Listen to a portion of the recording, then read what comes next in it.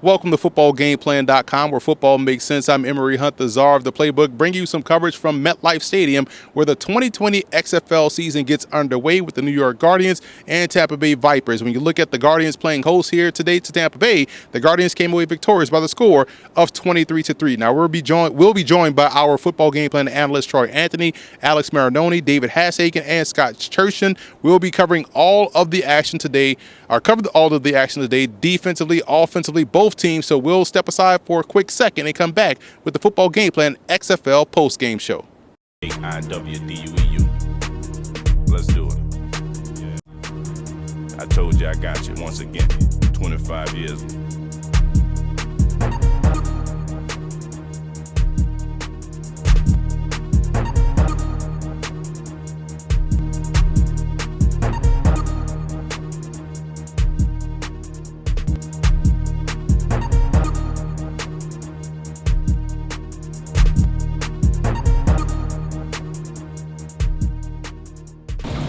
Well, we're very proud of our football team. It was a game that I think more than anything else showed the character and resilience that we had. We certainly struggled stopping them offensively, but to the tremendous credit of our defense, I thought they showed incredible courage and character to just keep battling all the way down and get all those turnovers and stop them. They controlled the ball, controlled the time, and got down close to the goal line. A lot of teams crumble under those circumstances. I thought our guys rose up and played their best football down there. Conversely, offensively, I thought we started off the game very well. We had a lot of big plays and had some chances that we didn't quite complete. The second half, we just slowed down. We had a few other opportunities that were not nearly as well played as we thought we could have played them. They were there to be had.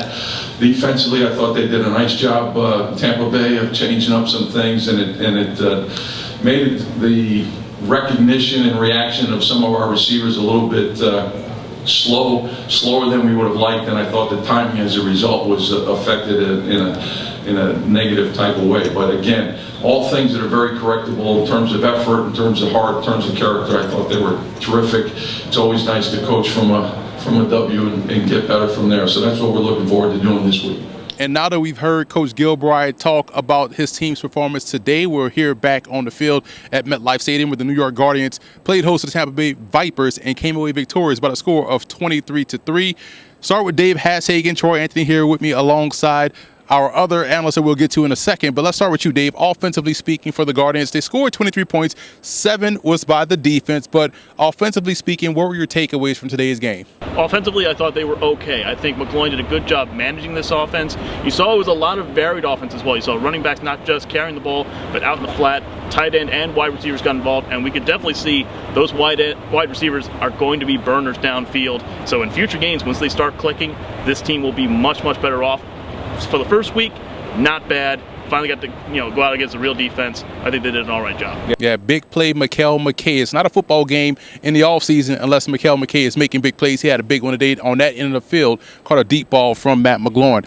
Defensively speaking, when you look at this defense, they gave up a lot of yards, but did they give up a lot of points? What were your takeaways from today's Guardians' performance on that side of the ball? Like you said, they gave up a lot of yards. They were truly playing the bend, don't break defense. They forced a couple of turnovers as well. That first one, the first drive, they got the interception, but this defense was flying all over the place. They were getting a lot of pressure from that front seven. That defensive line, Joey Mbu had a couple of tackles for losses, a sack. The linebackers were all over the place laying the wood. So did a few DBs in this one, and Summers had the fumble recovery for a touchdown as well. This defense, I think, played a complete game. They played a complete game, but it was the defensive line for the Guardians that stepped up big in the second half. And here's head coach Kevin Gilbride talking about his defensive line's play in the second half.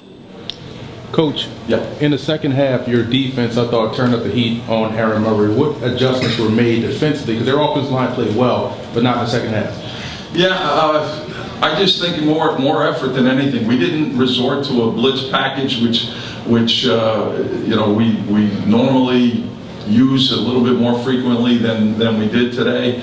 I think we had enough respect for how quickly he identifies coverages and gets the ball out of his hands when you commit to 5 or 6 rushers. It was just more effort, more effort than anything else. We didn't even change people that much. There wasn't that much substitution. Again, I tip my hat to the effort and character, the way the defense played.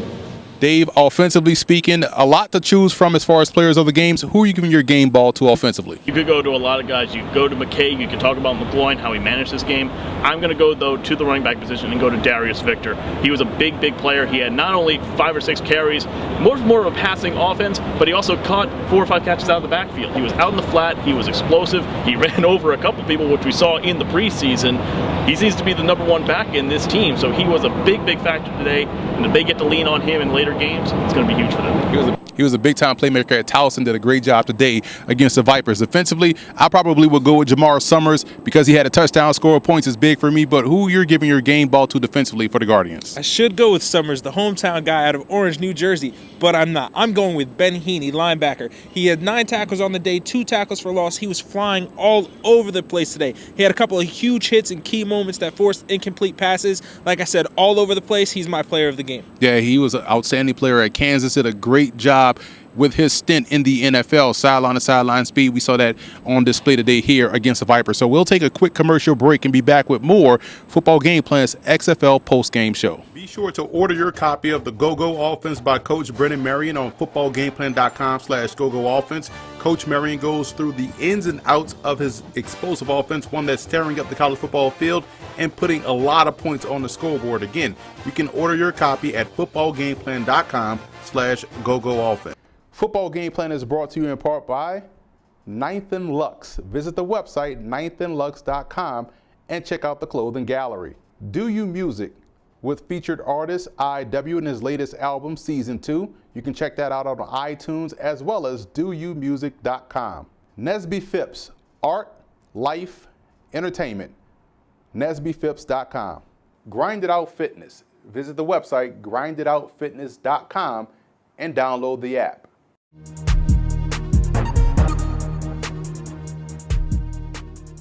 Welcome back to MetLife Stadium here on Football Game Plan. I'm Emory Hunt, the czar of the playbook, giving you our XFL post-game wrap-up from MetLife Stadium, where the New York Guardians played host to the Tampa Bay Vipers and beat the Vipers by a score of 23-3. Now we're here with the Vipers side of things.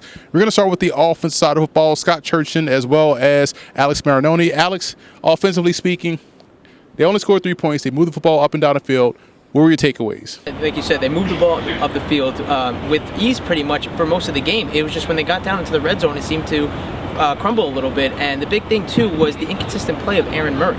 Aaron Murray showed at times when he had a clean pocket, he could make any throw. But anytime there was a little bit of pressure, he either put pressure in his own head and escaped the pocket, or he just crumbled under the pressure and was throwing off his back foot and making some tough decisions. Yeah, and they had a lot of opportunity here to make some plays happen deep down the field, but just couldn't take advantage of it. They ran the football well. Their defense gave them a hell of a lot of opportunity to make plays and get the ball back to them. What were your takeaways, Scott, from the defense side of the ball? Here's what I found. I found that they were very sluggish early on. They had a lot of trouble getting the ball, getting things going on that. Eventually, in the second quarter, they did stop them on 3 and out twice in a row, but then gave up that late 31-yard pass play that caused the field goal, put them up 17-0.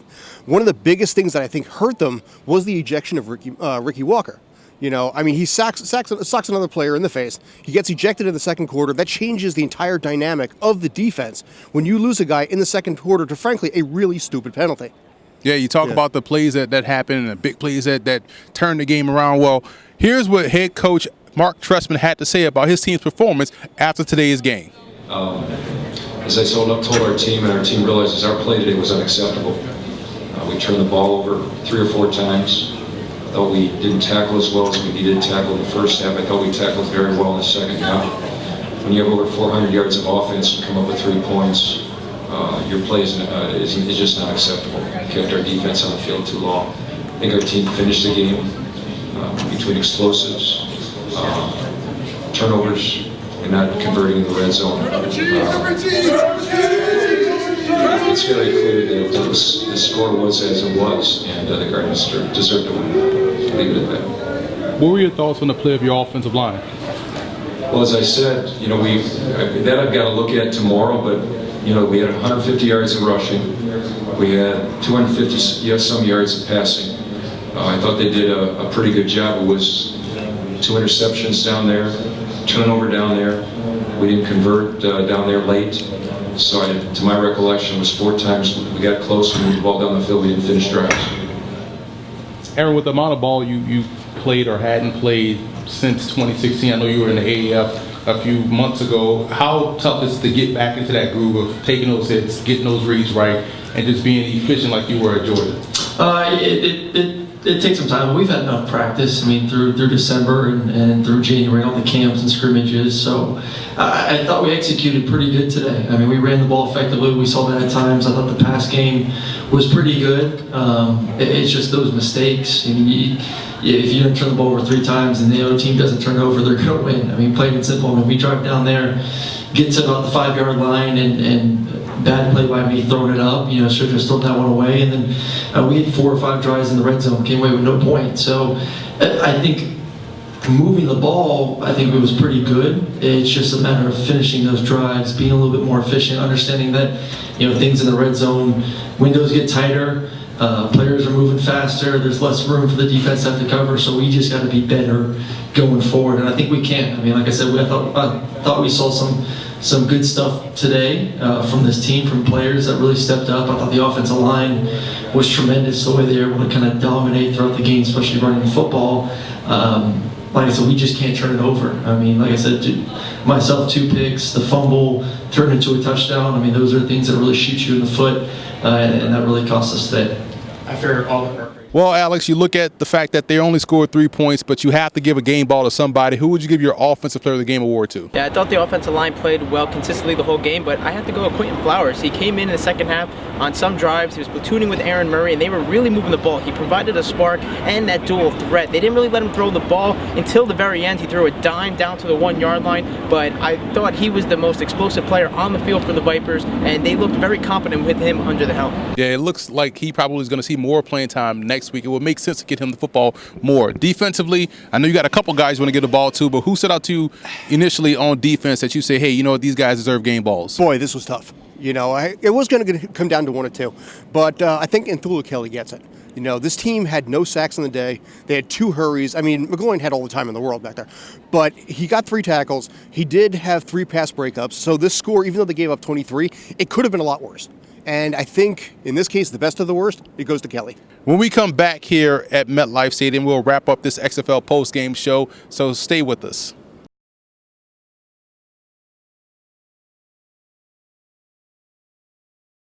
Football Game Plan is brought to you in part by Financial Coaching LLC, Investment, Retirement, Security. Stewardship Credit. Financial growth is in your hands. StewardshipCredit.com. Adrienne Marie Photo, photographer, writer, management.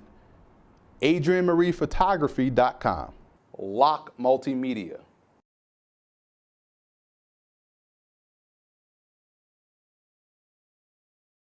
So that's a wrap here from MetLife Stadium. I'm Emory Hunt, the czar of the playbook. Be sure to follow us on all of our social media accounts. Don't forget to check out and subscribe to the Football Game Plan Network located at youtube.com/footballgameplan. Also, check out and subscribe on iTunes to Football Game Plan Podcast, where you can find our XFL Game Day podcast and leave us a 5-star rating. And keep it locked on the Game Plus Network, Channel 238. Check with your cable provider for local listings for our XFL Game Day show, where we preview the upcoming week's slate of games in Week 2 of the XFL. IWDUEU. Let's do it. I told you I got you once again. 25 years.